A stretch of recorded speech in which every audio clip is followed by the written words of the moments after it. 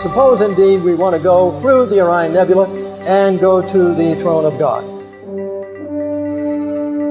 Here we go. As we are leaving the earth here, and of course we'll pass the earth.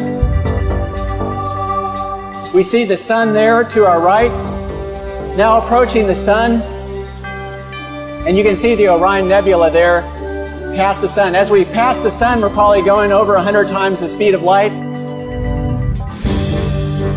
And approaching Orion, the individual stars will be passing at different times because they're at different distances from the earth. But it's actually in the sword of Orion. The middle star of the sword of Orion is the Orion Nebula. We're approaching it here. Coming closer, coming closer. The Orion Nebula is 1,500 light years from the earth. That cavern is actually 100 light years wide. You go into the center of that cavern. We're circling around the trapezium cluster here. This is actually something you can see with the home telescope if you're interested in looking at it. You won't see the nebulosity, but you will see the trapezium. Going through the trapezium, continuing past the trapezium as we come to heaven, to the city of New Jerusalem with the foundations of precious stones, the gates of pearl.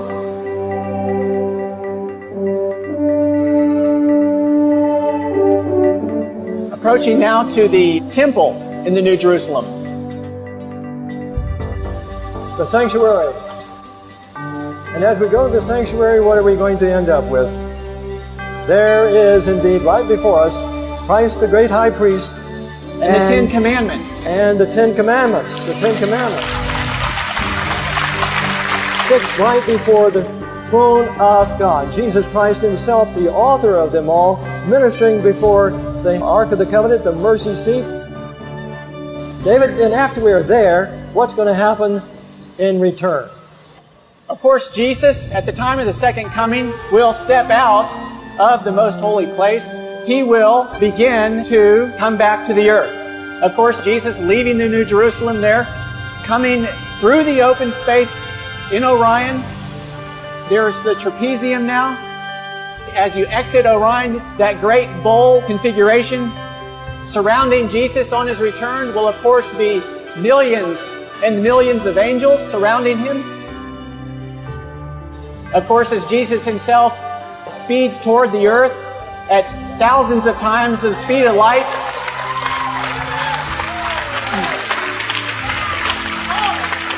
he will have to slow down as he approaches the earth.